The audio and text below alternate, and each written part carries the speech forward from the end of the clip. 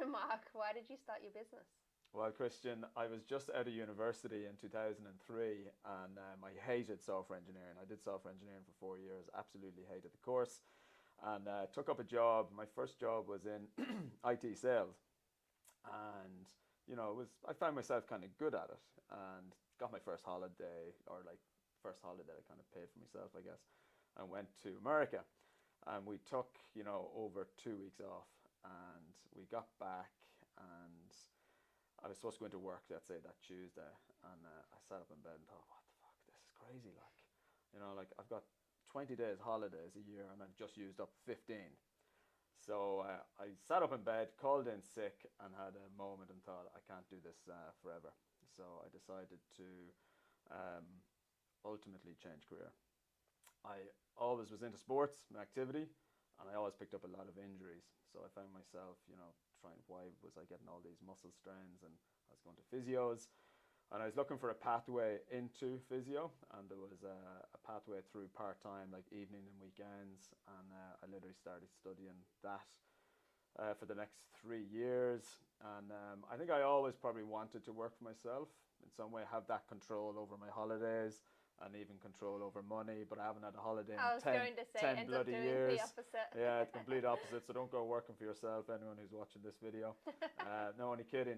So yeah, got involved in that world, and then I took over my boss's practice in Dublin. I had a physiotherapy practice, and I still couldn't let go of my bug for traveling, and travel around Southeast Asia, Nepal. Came to Australia the first time, and I left my practice behind for about 9 months and had someone manage it, and got back into that world of physio, and Australia whetted my appetite for more, and I had a brother here, so I came back to Australia and studied. I had to get a visa, and it was a student visa at the time, and I knew I was going to segue into the performance side of things. So you've got like physio here, and you've got performance. So performance is like personal training, strength and conditioning, and then physio is your kind of rehab along that continuum. So studied that for a few years, and then started working in a commercial gym, and that's kind of really where it all starts about. My second business, let's say the gym and not the clinic. I was still running the clinic from Australia. I had someone in there doing that and managing it. And what I found with a commercial gym was you had no control over really anything. So first of all, it was a one-to-one model, which is unsustainable for me, the business, and the client.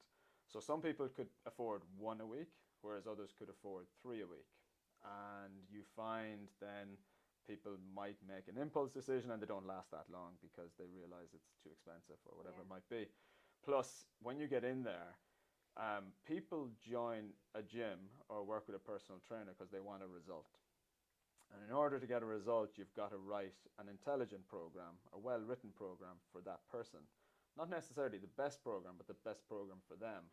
So the best program for them might mean they had to have access to certain pieces of equipment. But if any of you know, like in a commercial gym, the likelihood of getting access to that can be difficult because other people are using it, other people are sharing it. So it just got frustrating, really, that I wasn't able to provide my best service. So a client of mine, still a client, like 6, 7, 8 years later, he had some commercial space, and we had a look at it. I flew a mate over from Ireland, and we built a gym in 3 months. And the purpose was to provide a, a facility that anyone could come to, was affordable and sustainable, and we had a bit more control over how we can help people get results.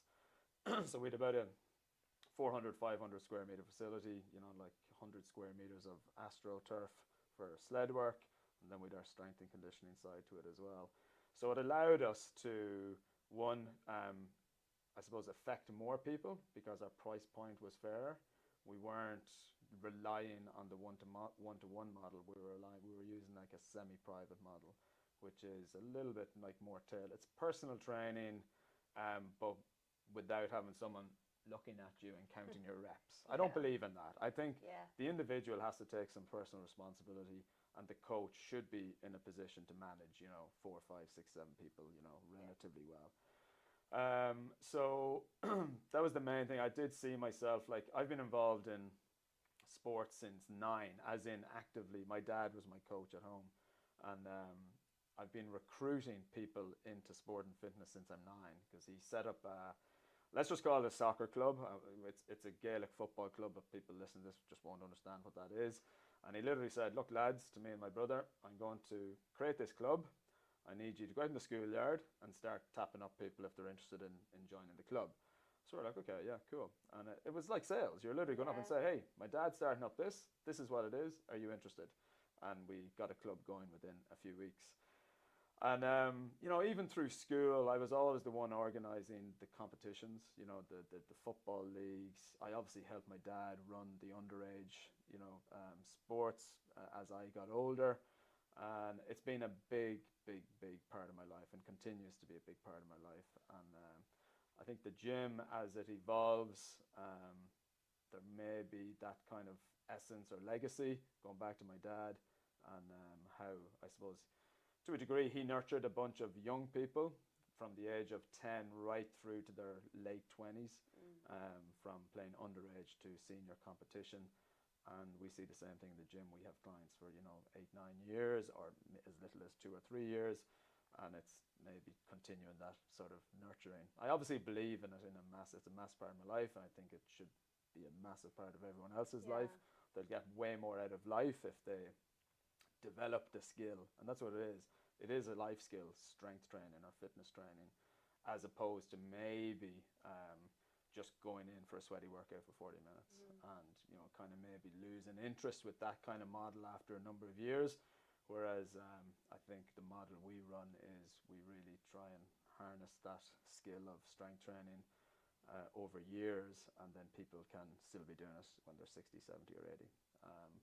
So the love of sport and fitness, I suppose maybe my dad's influence on me, and the idea of more control over my life, which completely doesn't happen when you're running a business. But that's the main reason, yeah. Class. That was great. Yeah, I like that. I meant to get the Fit series in. Forgot to. I meant to say have my own. Okay, I meant to. Okay. Do I just clap? Just nothing? Yeah, just clapping. Okay. Another big reason for me to have my own space was to, I was saying when I was a kid, we were organising, I was responsible maybe for organising football leagues and competitions, and I see competition as a good thing. Sometimes competition, the word can be maybe a little bit dirty or intense, and people can be intimidated by it. But I have a competition called Fit Series, which we host at our gym, and it's very inclusive. We don't do anything complex. Anyone can participate, even if you can't run. So it tends to be made up of like bike, ski, row, run. We've got machines called VersaClimber, so it's now bike, ski, row, run, climb. And it's a team event. So growing up in team sports was a really big deal for me. And we get to keep people in the gym and have camaraderie and something to work towards. So people that might have joined the gym for whatever reason, they're now still in the gym because they use competitions or events to keep them motivated and inspired and compliant with their training, and ultimately the result. So you're really building that community within your gym. Yeah, and the members. yeah. I'd love to. What excites me in the fitness industry right now is a lot of people are moving towards competition in a good way, an inclusive competition. There are competitions out there that aren't very inclusive, like marathon isn't inclusive, triathlon isn't inclusive, even CrossFit isn't that inclusive if you want to be good at it. Whereas Fit Series, you can get good at it quite easily, and we really try and promote the team side of it to keep people having fun too.